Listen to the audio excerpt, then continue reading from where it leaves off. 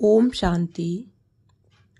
11 मार्च 2025 को दादी जी का चौथा पुण्य स्मृति दिवस है। दादी जी के पुण्य स्मृति दिवस पर हम सब भाई बहनों का दादी जी को सत सत नमन और श्रद्धा सुमन। राजयोगिनी ब्रह्मा कुमारी दादी हृदय मोहिनी जी स्नेह और शक्ति, सरलता और गंभीरता की सजीव मूर्त थीं। दादी हृदय मोहिनी जी को बाल्यकाल से ही ईश्वरीय स्नेह में लवलीन रहने की विशेष अनुभूति हुई। आपने ईश्वर पिता से दिव्य दृष्टि का विशेष वरदान पाया। सदा निश्चिंत तथा ईश्वरीय रस में सदा मग्न आपका जीवन अनेक दिव्य विभूतियों से संपन्न था। प्रजापिता ब्रह्मा बाबा के अव्यक्त होने के उपरांत निराकार शिव परमात्मा ने आपके रथ अर्थात शरीर को अपना साकार माध्यम बनाया। देश विदेश की रूहानी सेवा पर सदा तत्पर दादी हृदय मोहिनी जी के बहुत से गुह्य दिव्य रहस्यों को दादी जी ने बताया। दादी जी ने बताया बाप समान स्थिति कैसे बने, योग के लिए भिन्न भिन्न स्टेजेस। हम सभी बाबा के बच्चे सदैव यह सोचते हैं कि हम हर एक को बाप समान बनना है और यही बाप दादा की हम सभी बच्चों में शुभ आशाएं हैं। तो बाबा ने भिन्न भिन्न रूप से हम सबका अटेंशन खिंचवाया है कि तुम सभी बच्चे बाप समान बनो। और सभी ब्राह्मणों के मन में यह उमंग है कि जो बाबा कहता है वह हम करके ही दिखाएंगे। तो अब ये बाबा की शुभ आशा है कि बच्चे मेरे समान बने। यह पूर्ण कैसे होगी? इसके लिए हर एक पुरुषार्थी अपनी अपनी रीति से पुरुषार्थ तो कर रहे हैं, लेकिन पुरुषार्थ में विशेष अटेंशन क्या रखें जिससे हमारी अव्यक्त स्थिति ज्यादा समय रहे। तो हम सब ने बाप समान बनने का लक्ष्य रखा है। बाप समान बनना माना अव्यक्त फरिश्ता बनना, क्योंकि ब्रह्मा बाबा इस समय अव्यक्त फरिश्ते रूप में है। और दूसरा बाप समान बनना अर्थात निराकार आत्मा समझ इस शरीर में प्रवेश कर कर्म करने वाला बनना, क्योंकि निराकार शिव बाबा इस समय जो पाठ बजा रहे हैं वह सिर्फ निराकार का पाठ नहीं बजा रहे हैं, लेकिन निराकार साकार में प्रवेश हो अपना पाठ बजा रहे हैं। ऐसे निराकार सो साकार में आकर पाठ बजाना। इसके लिए बाबा कहते बच्चे जैसे मैं अवतरित होता हूँ तो मैं समझता हूँ यह मेरा शरीर नहीं है, लेकिन मैं यह शरीर लोन लेकर पाठ बजाने के लिए आता हूँ और फिर चला जाता हूँ। जैसे मैं अपना शरीर नहीं समझता हूँ, लेकिन मैं समझता हूँ मैं अवतरित हुआ हूँ। इसी रीति यदि निराकार बाप समान बनना है तो हम भी यही अभ्यास करें। ब्राह्मण बनते ही जो मन से वायदा किया कि आज से ये तन, ये मन, ये धन जो भी है वह सब तेरा, तो जो चीज जिसको दी जाती है उसकी हो जाती है। तो पुराना दुख देने वाला मन हमने बाबा को दे दिया और बाबा ने परिवर्तन करके हमको कितना बढ़िया खुशी वाला मन दे दिया। तो जबकि तन भी तेरा तो तुम्हारा तो रहा ही नहीं। अब मैं जैसे भी शरीर को चलाने के लिए आपको डायरेक्शन दूं, वैसे इसे चलाओ। सदैव यही समझो कि मैं आत्मा बाबा के दिए हुए लौन के शरीर में प्रवेश होकर सेवा के लिए निमित्त हूँ। तो जब आपको यहाँ स्मृति रहेगी कि मेरा नहीं है, यह लोन लिया हुआ शरीर है, तो फिर मेरे में जो फंसते हैं, मेरे के कारण देह अभिमान ज़्यादा आता है। तो जब मेरा फाउंडेशन ही खत्म हो गया तो देह का भान क्यों आएगा? तो देह मेरी है ही नहीं, बाबा ने टेम्परेरी दिया है। मैं ब्राह्मण आत्मा हूँ, शूद्र आत्मा मर गई। तो जब शूद्र जीवन से मर गए, नया जीवन हो गया, तो यही समझो कि मैं ब्राह्मण आत्मा अवतरित हुई हूँ बाबा के दिए हुए लौन के शरीर में। तो फिर बाप समान स्थिति हो जाएगी। तन लौन पर बाबा ने दिया, लेकिन मैं तो आत्मा ही हूं ना। आत्मा तो निराकार है। तो जैसे शिव बाबा निराकार है, वैसे मैं आत्मा भी निराकार हूँ, ब्राह्मण आत्मा हूँ। जब ये स्मृति रहेगी तो हम निराकार बाप समान हो जाएंगे।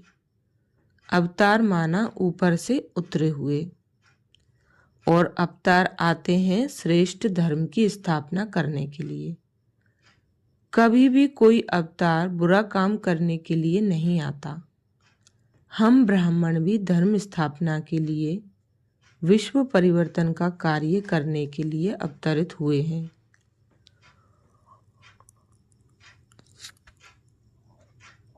यह स्मृति आपको स्वतः ही निराकार बाप समान बनाएगी। सिर्फ स्मृति को चेंज करो, स्मृति से वृत्ति चेंज हो जाएगी। फाउंडेशन है स्मृति। जैसी स्मृति होगी वैसी स्थिति होगी, वैसी वृत्ति होगी। तो हम अपने को समझें कि यह भी लोन लिया हुआ मेरा शरीर है। निमित्त बाबा ने सेवा अर्थ दिया है। यह मेरा नहीं है। जहाँ मेरापन नहीं होता वहाँ कभी भी ममता नहीं होती है। वृत्ति में चंचलता नहीं होती है। मेरेपन में मोह भी होता है, लोभ भी होता है, अहंकार भी होता है। जब मेरा खत्म हो जाता है तो मोह भी नहीं होता, लोभ भी नहीं होता और अभिमान भी नहीं होता। मेरे का ही अभिमान होता है। इसलिए बाबा ने हमारी स्मृति ही चेंज कर दी। स्मृति आ गई कि मैं आत्मा हूँ। कई हैं जिनको योग में बैठने के टाइम खुशी नहीं होती। योग में बैठते हैं, अच्छा लगता है, अशरीरी बनते हैं, संकल्प विकल्प खत्म होते हैं, शांति का अनुभव होता है, लेकिन खुशी नहीं होती। क्योंकि सिर्फ यह समझकर बैठ जाते हैं कि मैं निराकार आत्मा हूँ।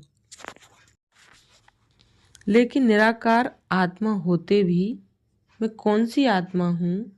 ऊंचे से ऊंची आत्मा हूँ, पद्मा पदम भाग्यवान आत्मा हूँ, डायरेक्ट बाबा से पैदा हुई ब्राह्मण आत्मा हूँ। यह नशा भी रखो, यह खुशी की पॉइंट भी रखो। सिर्फ निराकार आत्मा समझेंगे तो थक जाएंगे,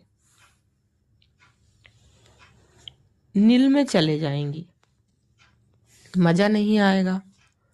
आपको 2 घंटा योग में बैठने के लिए कहेंगे तो 15-20 मिनट तो निराकार होकर बैठेंगे, फिर नील में चले जाएंगे, खुशी नहीं होगी।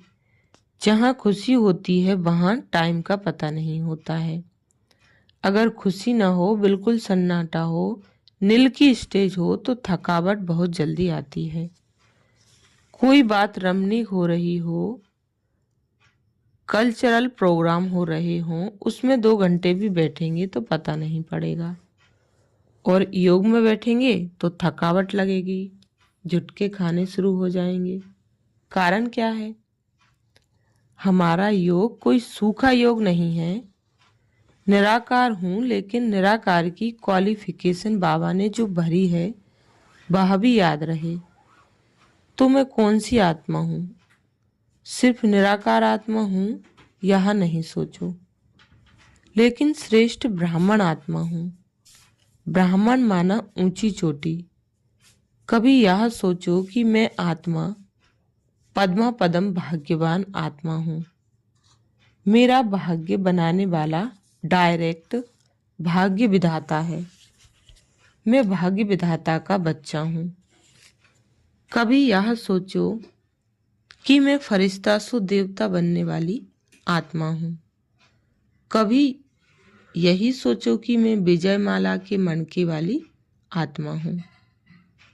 तो योग में कभी बोर नहीं होंगे। यदि 1 घंटा आप योग में बैठेंगे तो 1 घंटा बीज रूप नहीं हो सकते। स्टेजेस चेंज होती हैं, नीचे आ जाते हैं तो समझते हैं शायद मैं योगी आत्मा बनने वाली नहीं हूँ। बीज रूप स्थिति में नहीं टिकते तो फरिश्ता रूप में रहो। बाबा ने एक बहुत अच्छी बात सुनाई थी कि योग में रहना है, भोगी नहीं बनना है, विस्मृति में नहीं आना है, स्मृति में रहना है। लेकिन बाबा ने योग की 4 स्टेजेस की लकीर हमको खींच के दे दी है। इससे बाहर नहीं जाना है। जैसे हमारे ब्राह्मण जीवन की जो 4 धारणाएं हैं, पढ़ाई की 4 सब्जेक्ट हैं, उसी अनुसार हमारी मर्यादाएं हैं। तो जैसे मर्यादा की लकीर हमारी बनी है, इसी तरह बुद्धि के लिए, योग के लिए भी मर्यादा की लकीर बनी हुई है। ऐसे नहीं बीज रूप स्थिति बनाने की मेहनत में ही पूरा समय चला जाए और युद्ध करते करते ही सफ़ेद लाइट हो जाए। फिर आप यही सोचते रहो कि आज तो योग लगा ही नहीं। यह तो ऐसा हो गया कि ना माया मिली ना राम, दुविधा में ही टाइम चला गया। तो हमको ऐसा नहीं करना है, क्योंकि बीज रूप स्थिति में स्थित होने के लिए सारे दिन की दिनचर्या का कनेक्शन है। अगर सारे दिन की दिनचर्या शक्तिशाली नहीं होगी तो आप बीज रूप अवस्था में स्थित होने की कोशिश करेंगे तो भी नहीं हो सकते। जैसे समझो कोई बहुत कमजोर है, उसकी टांगे चल ही नहीं सकती। वह सोचे कि मैं 4थी मंजिल तक चढ़ जाऊं तो उसका क्या हाल होगा। जो थोड़ा बहुत चल सकता था वह भी बैठ जाएगा। इसी रीति से अगर मेरे सारे दिन की दिनचर्या शक्तिशाली नहीं है, योग युक्त नहीं है और मैं अमृत वेले उठकर बीज रूप स्थिति की कोशिश करूंगा या करूंगी तो कभी नहीं होगी। युद्ध में ही टाइम चला जाएगा। यदि आपकी सारे दिन की दिनचर्या बहुत अच्छी रही है, फिर आप अमृत वेले बीज रूप स्थिति की कोशिश करते हो, लक्ष्य रखते हो तो हो जाएगी। लेकिन वो भी सारे टाइम नहीं होती है, स्थिति चेंज होती है। चेंज होकर फिर किस स्थिति में रहें, उसके लिए बाबा ने हमको और भी 3 स्टेजेस बता दी हैं। वह 3 स्टेजेस कौन सी हैं? पहला नंबर है बीज रूप, दूसरा नंबर है अव्यक्त फरिश्ता स्थिति, तीसरे नंबर की स्थिति है ज्ञान का मनन। ज्ञान का मनन करते सुदर्शन चक्रधारी बनो, अर्थात स्व को उस स्थिति में स्थित करो मानो हम कहते हैं सतयुग। तो सतयुग की हमारी क्या स्टेज थी, उस संस्कार को इमर्ज करो। आत्मा में रिकॉर्ड तो भरा हुआ है। देवता बनने का पाठ हमने अनेक बार बजाया है। तो वो देवताईपन का जो संस्कार हमारी आत्मा में भरा हुआ है, उसी लाइन में स्मृति की सुई रखो तो वही लाइन बजेगी। इसी रीति से स्मृति स्वरूप बन जाओ, यानी उस स्थिति में स्थित हो जाओ। देवताई संस्कार को इमर्ज करो, उस स्वरूप में स्थित हो जाओ, उस संस्कार को इमर्ज करो, उस खुशी का अनुभव करो। बाकी सतयुग में हम देवता थे, यह कोई बड़ी बात थोड़े ही है। तो बाबा कहते हैं कि ज्ञान का भी जो मनन करते हैं तो इसी विधि से करो। मानो बाबा कहते हैं चारों ही संबंध से अपने को जज करो। बाप के रूप से तो बाप और बच्चे का संबंध क्या होता है, उस अनुभव में चले जाओ। ऐसे नहीं कि बाबा तो मेरा बाबा है ही, मैं तो बच्चा हूं ही, लेकिन उस स्वरूप में स्थित हो जाओ। मैं बाप की रीति से शिव बाबा को याद कर रही हूँ। शिव बाबा मेरा बाबा है, शिव बाबा मेरा बाबा है। यह तो जैसे राम राम कहते हैं ऐसे हो गया, लेकिन बाबा है तो बाप और बच्चे का संबंध क्या है और उस संबंध से हमको क्या प्राप्ति होती है। बाबा मेरा क्या है, उसकी महिमा में, उसके गुणों में, उसकी प्राप्तियों में खो जाओ।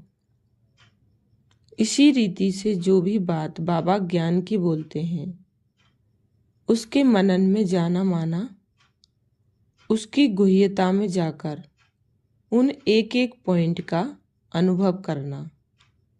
कोई भी पॉइंट को मनन करने की विधि के 5 शब्द हैं: क्या, क्यों, कौन, कब और कैसे। जैसे बच्चों को ऐसे अर्थात निबंध लिखने देते हैं, तो इन 5 शब्दों में ऐसे बन सकती है। भाषण भी इन 5 शब्दों से तैयार कर सकते हैं। आप किसी भी टॉपिक पर इन 5 शब्दों से उसका मनन करो तो आपको आदत पड़ जाएगी। फिर आपको सोचने की जरूरत नहीं पड़ेगी।